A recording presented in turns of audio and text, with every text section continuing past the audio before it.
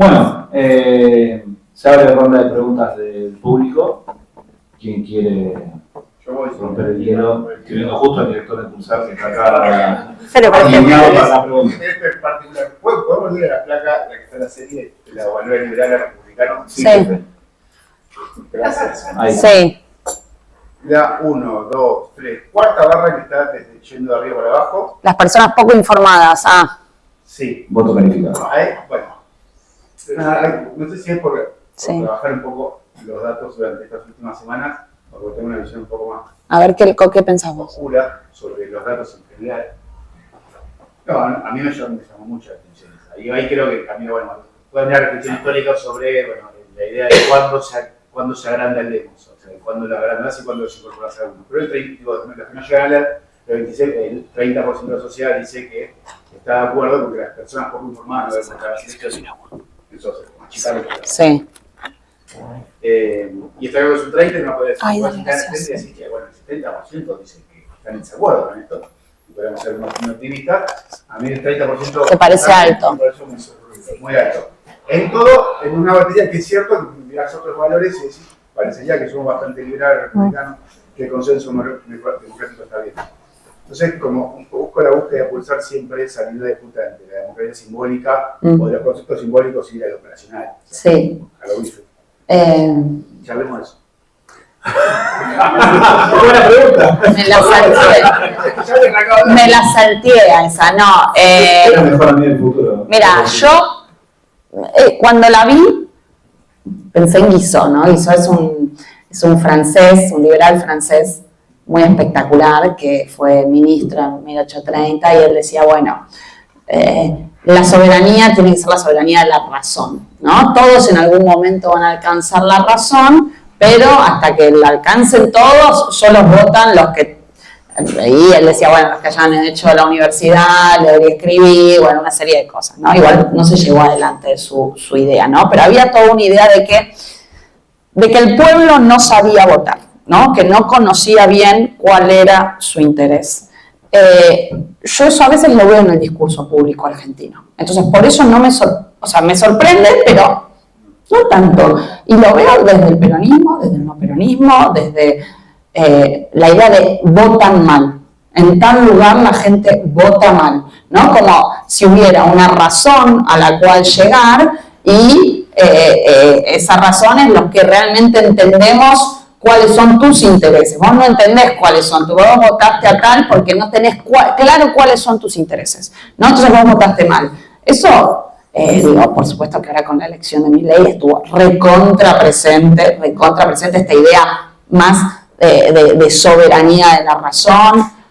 Yo, perdón, como yo estudié a Cristina, la tengo muy presente a Cristina, pero me acuerdo en el 2009, cuando, y estén sinceramente, cuando Néstor pierde las elecciones en el 2009 con De Narváez, Cristina dice algo así como, no entiendo qué está votando esta gente, y era presidenta, ¿no? Y lo dice enojada y lo ponen sinceramente, como diciendo, votan mal. Y eso, y eso también se lo hemos escuchado al macrismo, hay como una idea muy medio difundida de hay gente que no entiende cuál es su verdadero interés, ¿no? En eso me parece que somos bastante franceses en nuestra cultura política, ¿no? Porque en eso y en muchas otras cosas. Porque los anglosajones, los ingleses, ¿qué te dicen, no? Y esto es Rosan Ballon, ¿no? El que hace esta diferencia. Te dice, para los ingleses la gente sabe cuál es su interés, nadie te viene a decir cuál es tu interés, no tenés que saber leer y escribir para saber cuál es tu interés. Te das cuenta cómo llegas a fin de mes, cómo estás viviendo, cómo están tus hijos, cómo les va en la escuela, qué les pasa. Entonces, no tenés que haber hecho un doctorado para saber a quién votar. No tenés que leer el diario todos los días, sino que te das cuenta porque vos sabés cuáles son tus intereses, ¿no? Bueno, esa idea anglosajona en relación con el voto es bastante ajena a nuestra cultura política. Entonces, miro eso y digo, no me sorprende, si siempre que hay elecciones, siempre escucho a algún familiar, a algún amigo, no saben a quién votan, no saben qué están votando. Sí, bueno, hay mucho de eso, ¿no? Entonces, en ese sentido, sí, yo no soy optimista como vos, porque creo que somos más franceses que anglos en nuestra visión del sufragio. No, solo para agregar una cosa, pero la subestimación, ¿no? de la capacidad del votante, que ella menciona que en la dirigencia política está muy presente, y después viene la sorpresa. ¿Qué pasó? Claro, porque ¿Cómo fue que perdimos en tal lugar, no? Como, bueno, la elección de Milei es la más clara en lo que tiene que ver con el apoyo de los barrios populares. El peronismo sorprendido porque ¿cómo puede ser que haya ganado los barrios populares? ¿Cómo? ¿Por dónde entró? Bueno, un gobernador me dijo, ¿por dónde nos entró? No entendemos. Por los celulares, me dijo. ¿Por dónde nos entró? Fue gracioso. Pero, bueno, sí, después pasa eso, no sabes quién vota, por qué la gente vota así. ¿Y el gobernador ganó para qué? El gobernador ganó, pero el Sergio Massa perdió es como en casi toda la provincia. Tengo dos preguntas un poco relacionadas a eso, ¿no? O sea, de que está bien votar o no. Yo no estoy tan de acuerdo hoy en día sobre el mundo anglosajón, teniendo muchos ánimos norteamericanos. No, yo estoy hablando del siglo XIX, o sea, perdón, de la concepción del sufragio. Hay algo que me parece que en la encuesta es interesante, de todas maneras, en términos más, yo diría, micro, ¿no? Ustedes hablaron de resultados. Bueno, ¿qué es un resultado en términos de creencia? ¿No? También eso es un problema, porque yo pienso, los liberales, por la concepción que tienen de resultados es bastante diferente a lo que otros sectores políticos tienen, ¿no? Y lo vemos hoy en día en el debate justamente público, que es el resultado en términos económicos, y eso explica un poco la disociación entre lo que es la crisis y lo que se vive, ¿no? Hoy la creencia que uno tiene. Pero por otro lado, también hay una cuestión que tiene mucha incidencia, y no solo en Argentina, que es la profesionalización de la vida política. Porque durante mucho tiempo la vida política en democracia no era profesional, uno tenía una profesión y después hacía política. Hoy en día tenemos una clase política en casi todas las instituciones democráticas que es profesional, que está cada vez más alejada también de la ciudadanía. Toda la ciudadanía tiene unos valores que son los que en el fondo se transmiten también a veces en términos de educación, que no se corresponden en el fondo a los intereses de la política. Entonces, ¿en qué medida esa tensión empieza justamente a generar esas rupturas que estamos viendo tanto de creencia como después de resultados electorales? Porque eso termina teniendo un impacto, justamente pensando en esa expresión de los resultados.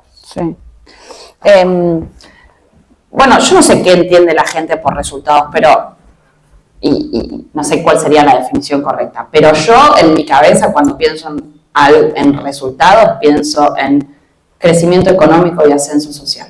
Como, ¿qué sería una democracia con resultados? Una democracia donde la gente crea que sus hijos pueden vivir mejor que ellos. Y eso hoy no está, como no existe en la Argentina, y estuvo durante mucho tiempo en la Argentina, ¿no? Entonces, y eso tiene un montón de...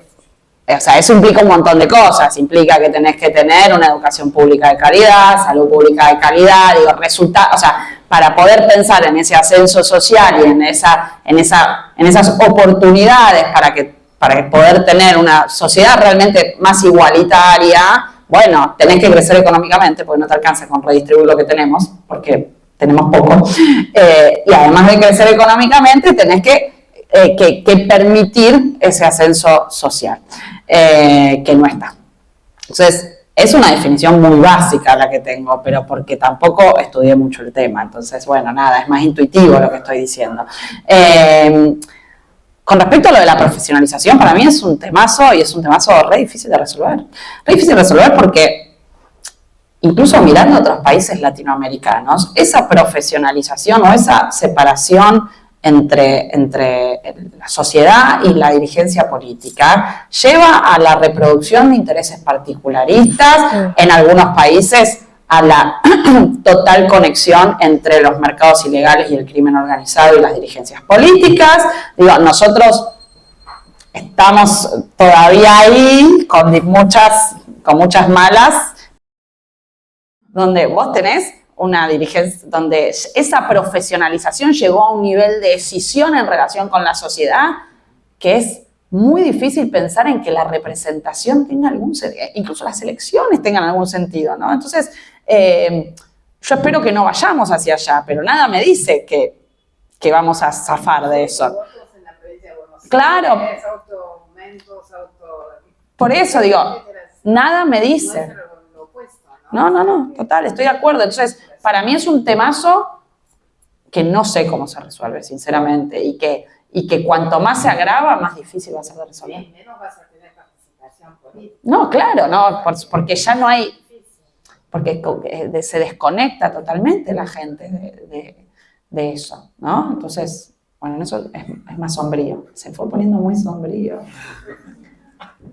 Sí, de todas formas yo creo que Argentina tiene también muchos ámbitos de participación de la sociedad civil que en muchos casos después derivan, ¿no? O están conectados con la política.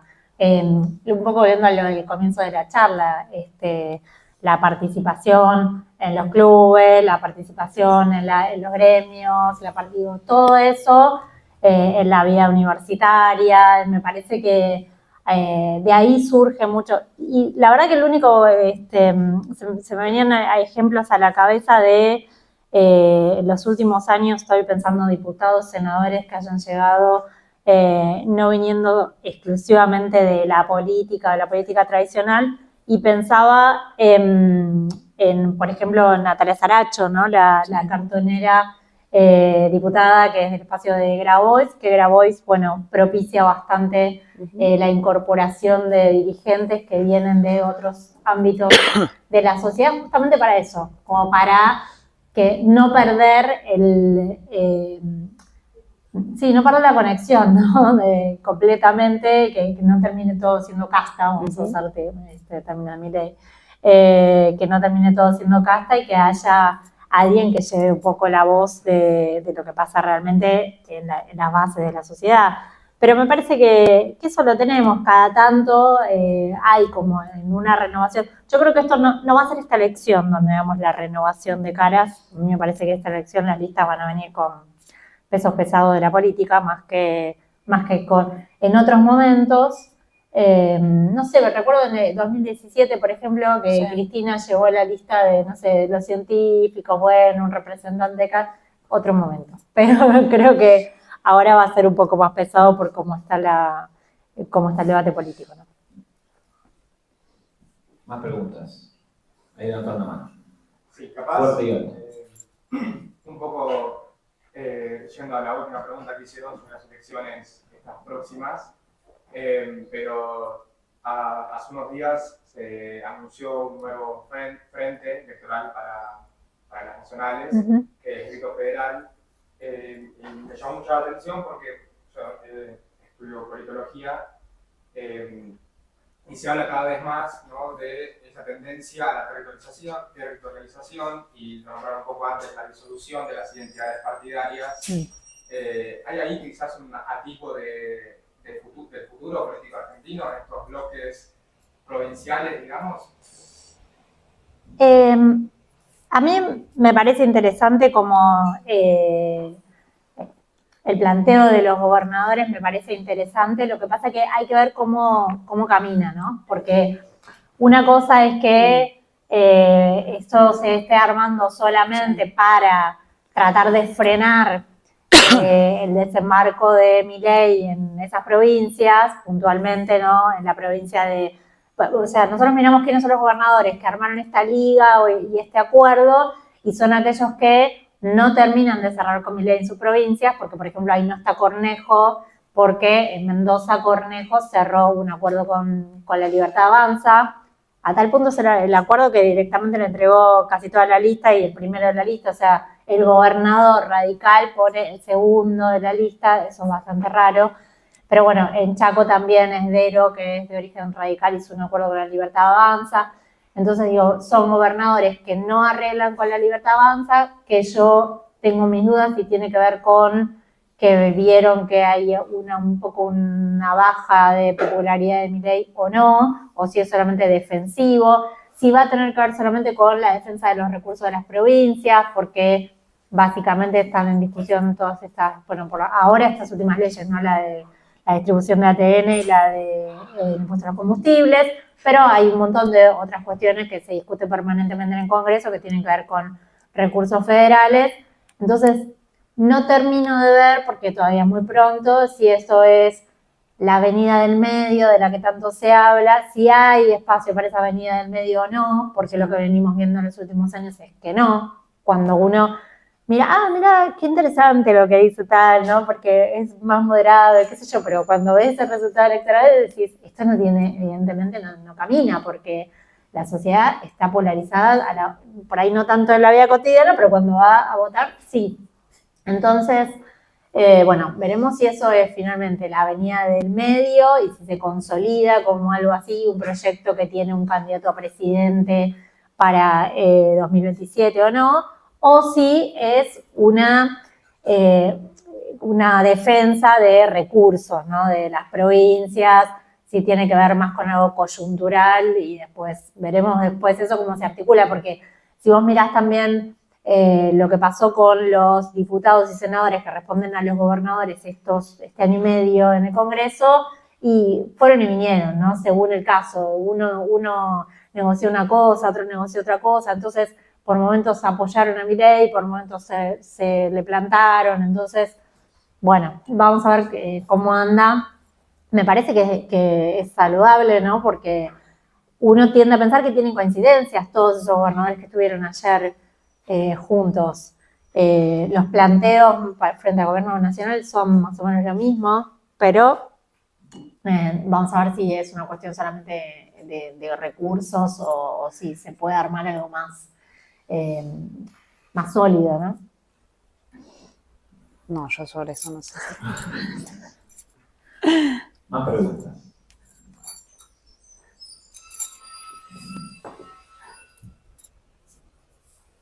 ¿Aclararon todas las dudas? Espectacular. No, bueno. Dijimos el futuro, todo ya. No, yo les pregunto ya que están, quizás, porque me fui 5 minutos, capaz que ya hablaron, pero del tema de las candidaturas testimoniales, vos desde tu punto de vista, si lo venís sintiendo en términos de opinión pública o en términos de lo que se puede decir la gente, o si ves que se genera un tema atrás de eso, o si realmente ahora no le importa a nadie, y bueno, porque parecía, ¿no? Y desde tu lado, Camila, justamente, si sabés, si hay otros ejemplos en Latinoamérica o en el mundo de este estilo. No, capaz que no tengo ni idea, pero se me ocurrió que no sé si hay otros. ¿Somos realmente los número uno? O no estoy segura. Que es muy probable. Me estás dando tarea para el lunes. Bueno, puede ser. Puede ser. Bueno. Yo creo que en otro momento fue un escándalo lo de las candidaturas testimoniales, sí, ¿no? El año 2009 fue un escándalo total. Y ahora parece como que no pasa nada, pero lo que pasa es que me parece que no es el problema de las candidaturas testimoniales, no pasa nada con nada. Entonces pasan un montón de cosas graves todos los días y bueno, como que cosas que en otro momento uno hubiera hecho, che, no, esto no se puede hacer porque esto es un lío tremendo y qué sé yo, la reacción. Y no pasa nada. Desde el punto de vista de la política, obviamente lo entiendo, porque esta es una elección, la provincia de Buenos Aires es una elección muy particular, es la primera vez que es una elección que va desdoblada de la nacional, no hay efecto arrastre en la boleta, entiendo que obviamente los intendentes se juegan muchísimo en esta elección, Kicillof se juega mucho en esta elección, entonces obviamente desde ese punto de vista analizarlo y decir, bueno, yo pongo lo más conocido que tengo y es el intendente. La gente conoce al intendente, la gente no tiene ni idea quién es, bueno, no quiero que pueda generalizar, pero realmente yo no sé quiénes son los concejales de Vicente López donde yo vivo, donde yo voto, no vivo, pero yo no sé, y que tiendo a pensar que bueno, que salvo en las localidades por ahí de la Ruta 6 para el otro lado, o sea, el interior de la provincia de Buenos Aires, con localidades más chicas, donde hay más conocimiento, ¿no? Que seguramente todo el mundo sabe quién es, o por lo menos más o menos ubicada, de qué familia es, de dónde viene el candidato. Bueno, sobre todo en el conurbano, nadie sabe quiénes son los concejales ni nada, entonces Entiendo la decisión política, digo, en lo personal a mí no me gusta porque no estoy de acuerdo, pero lo entiendo de la decisión política de por dónde viene, ¿no? Ahora, sí me parece que en otro momento el candidato hubiera tenido que explicar por qué no va a asumir y qué es esto de que no van a asumir y que, bueno, y ahora ya pasa. Pero bueno, la realidad es que también ahí voy un poco a la cuestión del ejercicio periodístico y es la cuestión, la conversación está también tan polarizada que como nadie le va a cuestionar a Adorni, porque no, tampoco sabemos, ¿no?, si va a asumir o no va a asumir Adorni, o fue candidato testimonial a legislador, yo tiendo a pensar que no va a asumir Adorni, pero porque también entiendo que el presidente jugó su carta más fuerte en la Ciudad de Buenos Aires, y entiendo que no tiene sentido que una persona que es tan fundamental en un gabinete donde no hay tantas figuras vaya a ser legislador de la ciudad. ¿Está bien? No me parece que está bien, pero lo entiendo desde porque la estrategia política. Bueno, pero nadie le cuestionó eso a Adorni en su momento. Y bueno, como creo que tampoco nadie le va a cuestionar a Magario, si va a dejar nada, no va a dejar de ser vicegobernador a Magario, ni ninguno de los candidatos que estamos viendo, bueno, obviamente van a ser testimoniales. No, yo solo diría que pensando en la supuesta preocupación con la crisis de representación, con que hay, bueno, flaco favor se le hace a la crisis de representación, a la idea de acercarse al electorado, a la idea de responsabilidad política, porque digo, o sea, la elección implica también una delegación de responsabilidades. Y bueno, que esa responsabilidad se termine en el mismo momento en que se termina la elección es un problema, ¿no? Es un problema para cómo se entiende la democracia, ¿no? Entonces, pero que bueno, que muestra lo que decías vos, esa profesionalización, esa desconexión, bueno, estamos jugando nuestro juego, bueno. Parte también me parece de la legitimación del poco voto, ¿no? Está bien, nadie va a escandalizarse porque ya hacen tanto, que ya hay tantos escándalos por día en la política que ya es como que no. Sí. Es lejos de la preocupación de esa ciudadanía finalmente que tiene otras preocupaciones, ¿no? O sea y sobre todo lo veo en las generaciones más jóvenes, ¿no? Que finalmente eso no les importa demasiado. Sí. Pero también demuestra, me parece, una pobreza. Sí, una degradación. La idea de democracia que hace la clase política es bastante opuesto a lo que se muestra en esa encuesta de la ciudadanía, ¿no? O sea que el poco valor que tiene la renovación democrática adentro de las estructuras de partido, de todos, ¿no? O sea, no solo de un particular. Sí, totalmente de acuerdo. Sí, eso estás. Sí, me parece interesante esto que vos decías sobre el 2019, que quizás podría haber sido que fue un escándalo en relación a este contexto. Y yo estaba pensando también la relación con el tema del hartazgo, el agotamiento, esto de que hablamos de la falta de empatía. Un poco, de hecho, lo traigo, Franco Berardi habla de la situación de degradación del entorno y la multiplicación de los conflictos y el problema de la aceleración, como que es imposible esos estímulos concentrarse en algo, ¿no? Y me parece que eso es un poco también ese clima de época donde esto, entonces, en ese contexto no termina siendo algo que preocupe o que genere un escándalo político. Básicamente, si vos ya estás en un contexto de hartazgo, donde la situación económica te preocupa, donde vos quisiste sacar el gobierno, pusiste una alternativa que generó, no cambió nada, sino que lo empeoró, y además donde vos tenés una sobresaturación, donde ya no querés ver el noticiero porque la cuestión policial es saca, donde ya la situación de la polarización llegó también a un momento de situación de cansancio, que no querés estar todo el tiempo discutiendo, y donde, por ejemplo, si uno mira, bueno, hacia los grupos focales, lo mismo que escuchas entrevistas de radiales, donde las personas dicen, bueno, yo no quiero saber de esto, lo único que quiero es buscar laburo, trabajar, o ver cómo llegar a fin de mes, y donde ahí se disocian de la cuestión de la representatividad o de, bueno, cuál es la función de estas elecciones. Y además, creo que conflictivamente son más problemáticas, porque es como hay que llevar cierta pedagogía de, bueno, qué es lo que se vota y dónde, para qué, según el legislador, que ni siquiera sabe dónde está la legislatura, eso está en parece que es una pregunta. Y en esto lo quería también vincular y pensar, digo, porque es mi idea, ¿no? Tirarlo acá a ver qué piensan, por eso mientras las escuchaba, con esto de la abstención diferencial, digo, cuando ustedes mostraban la ficha de la democracia, digo, en relación a el valor que hay sobre la democracia, sobre el peronismo, ponía más bajo, entendiendo un poco también la cuestión de que el peronismo, ¿no?, se siente que es más proscripto, se siente que el partido que le gana es un partido que o está puesto por el círculo rojo, o está puesto por ciertos aparatos económicos que operan en contra de ellos, y por eso las instituciones dentro del sistema democrático creen que son más moldeables o más cambiantes en contra de ellos. Y algo que pasó, por ejemplo, si estudiamos el caso de Capital, por el tema de la abstención diferencial, que los que no fueron a votar justamente fueron los peronistas, o bajó, por ejemplo, el voto peronista. Entonces, pensando todo esto, ¿no?, el hartazgo, la falta de interés por esa representación, más que la falta de representación, me parece, creen que puede haber, en este contexto de apatía, puede haber, digamos, una situación de abstención diferencial propio mismo en el conurbano, donde quizás hay votos históricos del peronismo y que digan, bueno, la verdad que en este contexto, en esta situación, en este desgano, participar sirve, digo. Vos capaz lo tenés más claro esto. Sí, Gaby.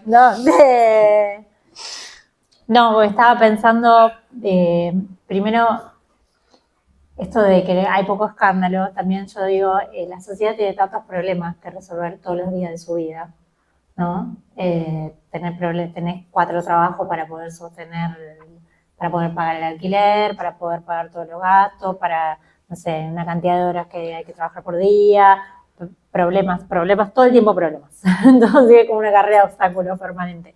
Entonces, que yo a veces también digo, obviamente, yo digo no, porque la sociedad tiene que estar más comprometida y todo eso, y a veces digo, capaz que no puede estar más comprometida. Creo que está porque tiene todos estos problemas. Si bien yo entiendo que todos somos responsables y nos tenemos que hacer responsables, tenemos derechos y tenemos nuestras obligaciones como ciudadanos también, ¿no? Respecto del abstencionismo, no queda tan claro tampoco, ¿no?, que solamente si el electorado que no fue a votar es el electorado tradicionalmente del peronismo. Incluso, no sé, yo por ejemplo los focus que vi eran de votantes de Milei, que habían votado a Milei en el balotaje y no fueron a votar porque no encontraban. Muy curioso, porque decían que no encontraban ninguna opción que los representara en la elección de la ciudad. 17 candidatos había. O sea, entre 17 candidatos no encontraste ninguno que más o menos te pareciera. Bueno, nadie. Entonces, bueno, es curioso, ¿no? No me queda claro eso, y lo que tampoco me queda claro, porque esto es algo que sí se está hablando en el peronismo, de que iba a ser una elección, la de la provincia de Buenos Aires, más de aparato, es decir, que iban a ser los intendentes los que movilizaran su estructura como tradicional para justamente conseguir una mayor cantidad de votos, pero acá la cuestión es que no está claro que los barrios que tradicionalmente fueron voto peronista ahora lo vayan a votar a un candidato de peronismo, porque justamente hay un trasvasamiento a un voto de Milei, y que la cuestión, el corte, es más ahora generacional que social. Entonces, la verdad que hay como un nivel de confusión que no... Pero ninguna confusión. Sí, por lo menos digo, los dirigentes con los que yo hablo, te dicen, sí, habría que generar una movilización territorial.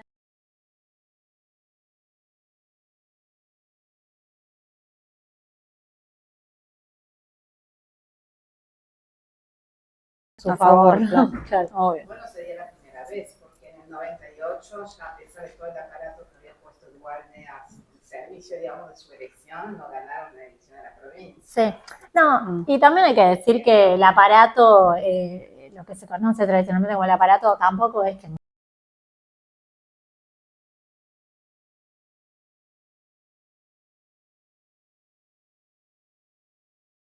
es una cosa determinante, ¿no? Yo lo único que voy a decir, muy poquito, pero sobre el tema de la desafección, que el otro día me decían que en una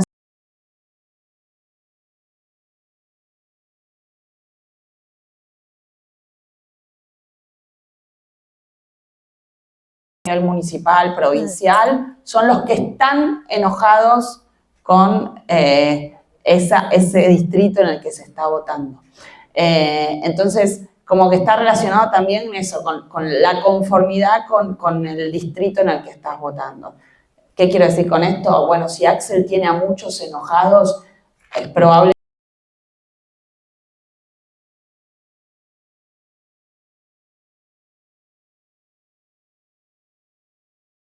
no sé. O sea, no estoy diciendo, no sé, o sea, eso sale en algunos focos, no sé, me dijeron eso. Pero puede ser también que sea No sé. de los meses desconformes. Pero Sí.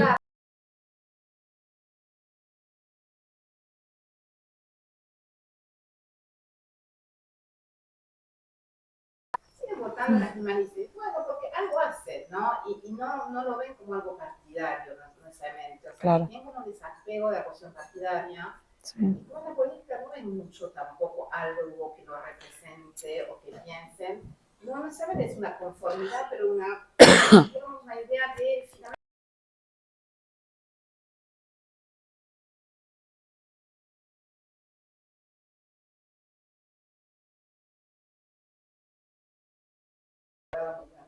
O algo que sea, pero quizás no necesariamente en ese voto. Porque llama la atención igual que en un país donde el voto es obligatorio, en principio que no te votes 50% del padrón es mucho, ¿no? Sí. O sea, en lugares donde no es obligatorio, bueno, pero en Argentina se supone que es obligatorio. Sí, lo que se supone es que los que más se movilizan son los núcleos duros.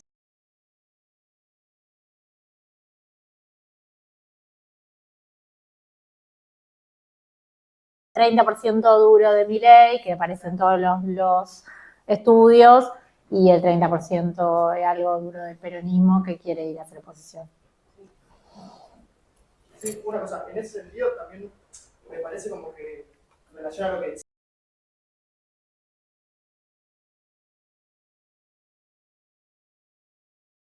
¿No? O sea, no veo que no haya movilización, pero sí que esa movilización no tiene como un cauce político y después no se traduce justamente en las elecciones, por eso la gente no va a votar, porque cree que su voto no va a cambiar nada. Ahora, cuando hay una causa concreta, sí veo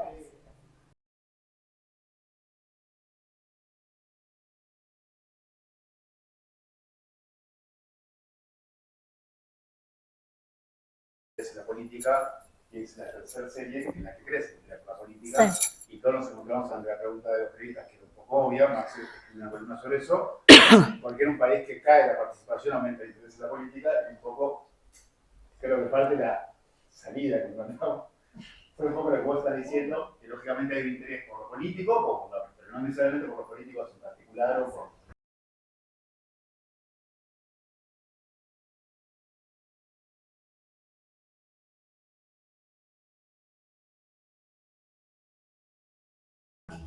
Sí, medio ambiente, y van a apoyar mucho más esos votos y ahí se van a movilizar para compartirlo por WhatsApp.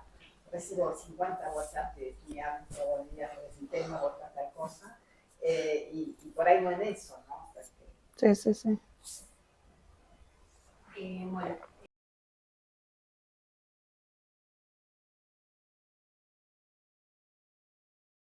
Un discurso que se está llevando a cabo tanto de la dirigencia política como también la habilitación de ciertos discursos a nivel social. Bueno, ¿qué impacto creen que tiene tanto a nivel institucional como a nivel social?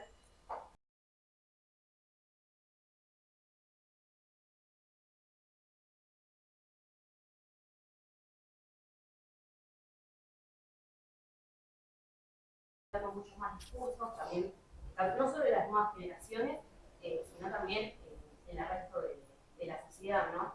Entonces, mi pregunta es esa: ¿cómo creen que repercute esta situación, no solo en las redes sociales, sino también en su comportamiento y en el no, bueno, yo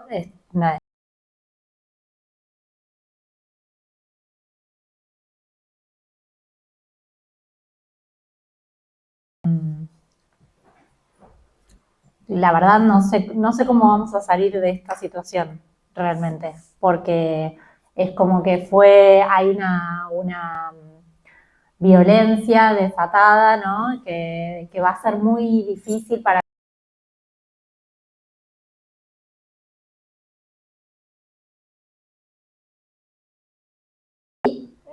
en particular el problema, yo veo ahora, digo, pero no lo quiero solamente personalizar en Milei, pero el tema de que es algo que baja desde la cabeza del presidente, por supuesto que tiene un impacto sobre la sociedad.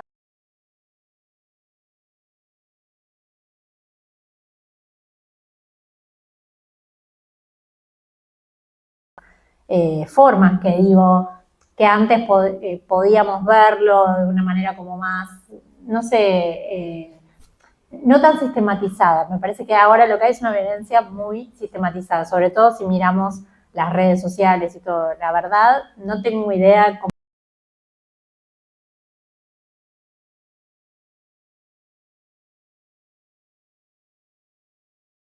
las redes sociales, la irrupción de las redes sociales, la posibilidad de que cualquiera te diga cualquier cosa en redes sociales, de los mensajes anónimos, de los trolls, bueno, todo eso que realmente me parece que es un desafío enorme para nosotros.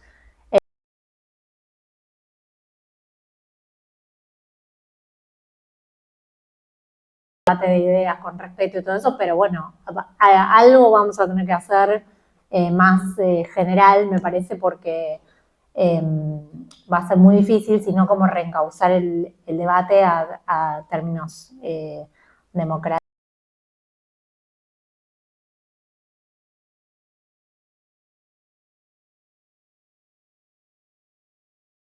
A mí no me gusta mucho el tema de regulación de discursos, soy más como de que, bueno, que hay que tratar de respetar siempre la libertad de expresión, pero algo con el discurso en las redes sociales creo que en algún momento va a haber que hacer.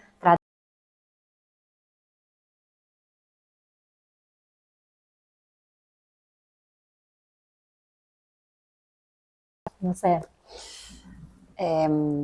A ver, yo soy una ferviente creyente en el siglo XVIII y por ende soy habermasiana en términos de debate público.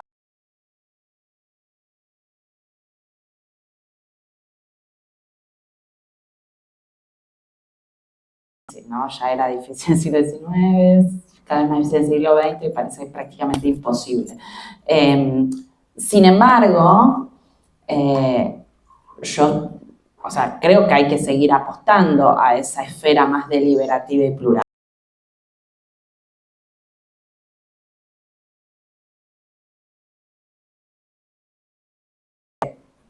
15 años por lo menos, y después podemos irnos al siglo XX, ¿no? Pero digo, creo que en Argentina hemos cultivado una cultura política facciosa de agresión al otro. Ahora sí lo hace el presidente con cosas mucho más obscenas, pero la cultura política facciosa de negarle la legitimidad recíproca a tu adversario, la tenemos hace mucho. Digo, y yo creo que del periodo más reciente, sin duda, es la crisis con el campo, ¿no? Entonces, porque a veces nos olvidamos, es como, no venimos de la meca del liberalismo, venimos de una creciente degradación de ese debate público y bueno, y esa creciente degradación de repente te lleva a, bueno, una cloaca, como, aquel presidente, bueno, mandriles y no sé qué, pero, ¿qué quiero decir con esto?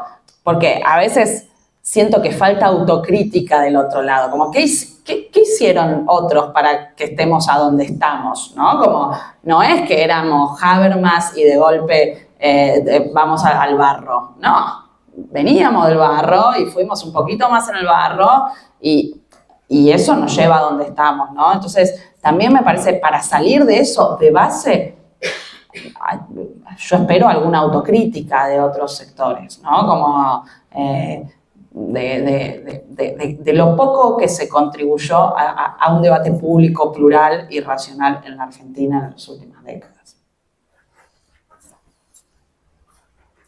Vamos.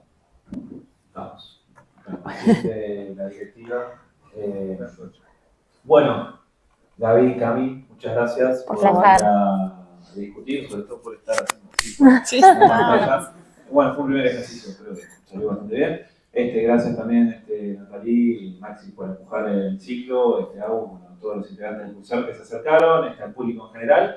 Vamos a estar publicando el informe la semana que viene, no digan fecha exacta, en algún momento de la semana que viene, esperamos. Y bueno, esperamos también que si seguimos repitiendo estos encuentros y discutir los informes, y el ciclo también va a estar continuando, que hacemos con el laboratorio en Flaxo, con otros temas, así que estén atentos a nuestras redes sociales, como dicen todos y todas, que vamos a estar comunicando los próximos encuentros, así que gracias de vuelta por acercarse para la facultad.